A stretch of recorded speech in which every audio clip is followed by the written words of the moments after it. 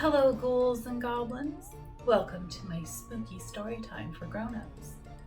Today we will be talking about sleep, the most vulnerable time in a person's life. Our eyes are closed, our brains are offline, our bodies are still, and we are totally unaware of what is going on around us in the dark for hours. The stories I have with me today are my own personal tales of terror. Are you ready? Shall we begin? The year is 2003-ish. I'm tossing and turning in bed, worrying about finals coming up. I don't feel like I studied as well as I should have, so my mind is a cacophony of worries, and my body is one big ball of stress. I'm no stranger to insomnia at this time of my life, so laying awake in the dark is nothing new. But this night is different. Every time I start to finally, blessedly drift off to sleep, I feel a slight pressure squeezing at my temples. And I feel like I'm being pulled down into a dark chasm where my bed should be. It startles me awake a few times, but eventually I slip into the dark oblivion of sleep. Have you ever wondered how you know you are awake? I mean, really thought about how we just know we are conscious, that our brains have switched from sleep to full awareness. Maybe you haven't. Maybe there isn't a reason to think about such a thing unless you've experienced something that doesn't make sense in the waking world. I mean, I never thought about it until this night. One moment I'm snoozing away, not aware of anything, and the next moment I'm fully conscious and experiencing a strong sensation of floating above my bed. I quickly find out I can't open my eyes. Wait, I can't move a muscle. Am I really awake? Am I truly conscious? This has got to be a dream, but it doesn't feel like I'm asleep. It is the most helpless I have ever felt. Who knows what can happen to me? Who knows what is happening to me? And I'm powerless to do anything about it. While I'm floating above my bed, silently panicking, I sense the solid and immense presence of my ceiling right in front of my face. In fact, if I could just move my hand above me just a teeny tiny bit, I know my fingers would slide against the texture of the ceiling. Am I being abducted by aliens? I seriously thought that.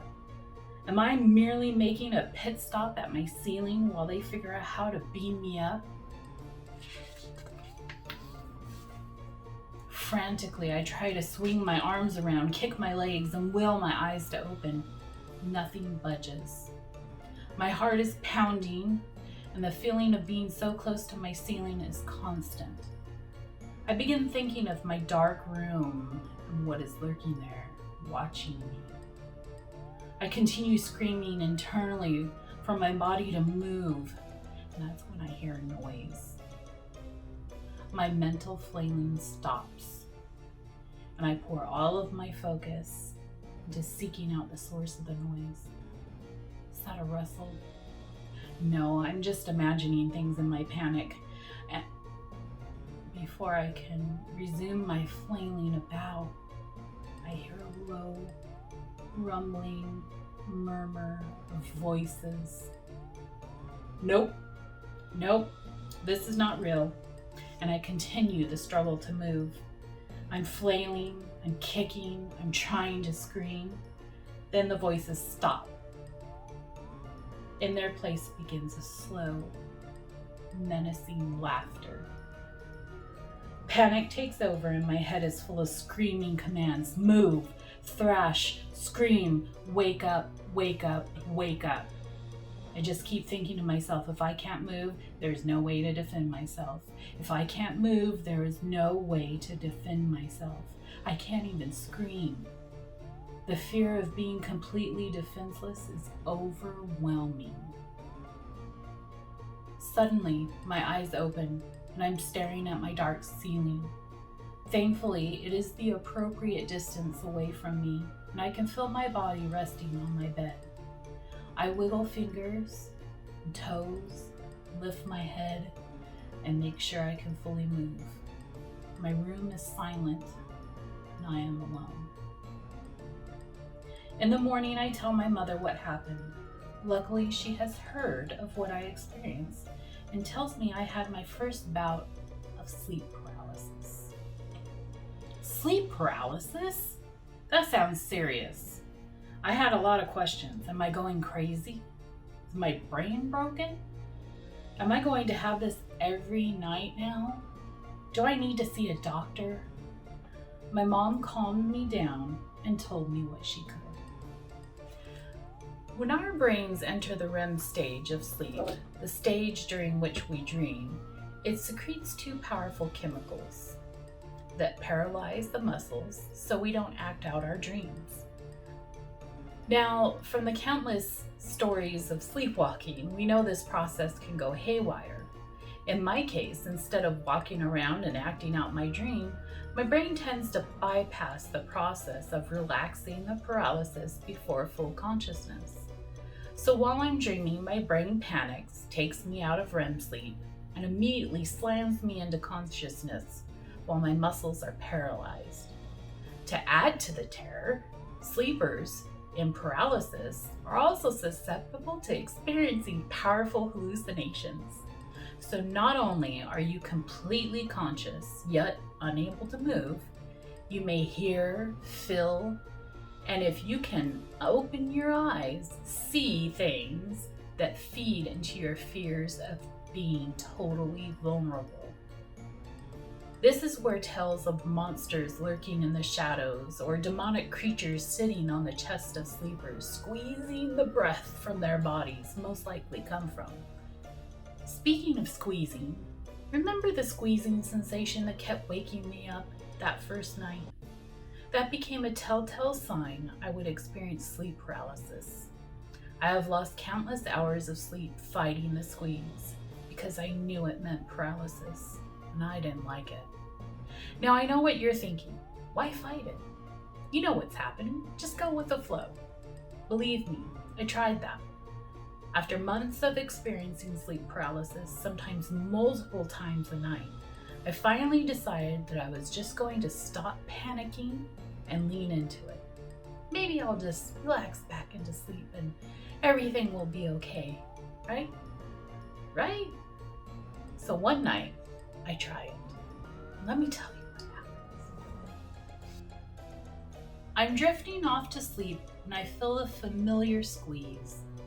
I remind myself that instead of worrying about the impending bout of paralysis, to just let it happen, and eventually I'll fall back asleep. Soon, I'm taking a lovely stroll down a city street on a beautiful sunny day. Suddenly, I wake up into the complete darkness of sleep paralysis. My heart starts beating faster. No, calm down, you're fine. I let go of the fear and find myself walking down the street again. Out of the corner of my dreaming eye, I see something pop into existence and disappear in the same instant. I keep walking. It happens again, and again, and again. Then, without warning, a black pit opens beneath my feet, and I'm sucked down into a crushing void. Now I'm fully awake and paralyzed. My brain tells me to panic, and this time I listen. Sleep paralysis became a constant companion. It didn't happen every night, but it happened a lot. Once I woke paralyzed to the sensation of someone pressing onto the center of my forehead. Hard. For some reason, I imagined a small Buddhist monk sitting cross-legged behind my head, with one of his thumbs applying the pressure I felt on my forehead.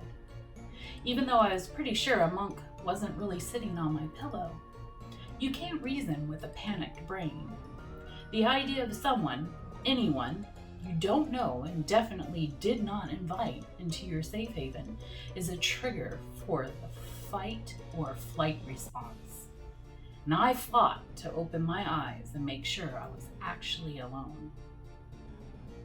Then, one bleary night, I fought so hard against the squeeze of paralysis, I ended up in a strange dream paralysis loop. I would wake up paralyzed, panic for a bit, fall back asleep, and dream that I woke up and was no longer paralyzed, only to truly wake up and still be paralyzed. It went on like this the entire night.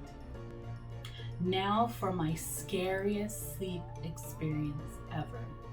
Not only did I experience sleep paralysis, but I know exactly why my brain panicked and ripped me out of sleep. I was having a nightmare, and it was pretty bad. From the fragments I remember of the dream, it starts out normal enough.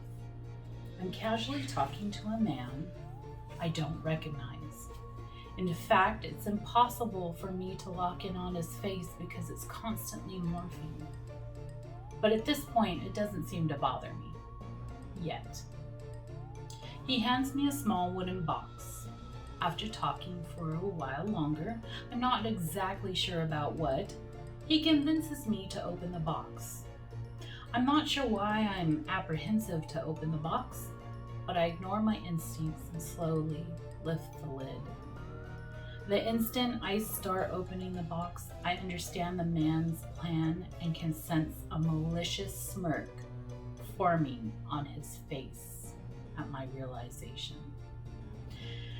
If I open the box, my soul will be sucked out of my body and trapped inside the box. After I am gone from my body, the soul of his dead wife will then take over. I slam the lid down, but around me is already a swirling maelstrom of colors, noise, and debris. Am I too late? I feel a powerful squeezing, and I struggle to wake up. I imagine kicking my legs and flailing my arms as I claw my way through the chaos to consciousness. I'm lying on my side as I enter paralysis. I can feel the softness of my bed. And although I can't move yet, I'm pretty sure I'm in my own body. I have never fought so hard to open my eyes before. I need to check that everything is okay. I need to see that I'm where I'm supposed to be. My eyes fly open, and I'm staring at the corpse of a woman lying next to me. I'm so shocked that I'm seeing this with my waking eyes. All I can do is lay still and stare. Slowly, she fades from existence and disappears completely. I roll over, heart hammering away, and I pat my body and I examine my hands to make sure I was truly awake. You'll be relieved to hear I no longer experience sleep paralysis. It seems to have stopped plaguing me when I hit my 30s, and I'm glad. I can stay with my 20-year-old me for all I care. I'll be happy to never experience it again. So, my ghouls and goblins, have you ever experienced sleep paralysis? How about another sleep disturbance? Can you see how sleep paralysis might be the basis of many spooky tales of being haunted or attacked while sleeping? I find it fascinating, if it's not happening to me. Until next time, sweet dreams. Bye-bye.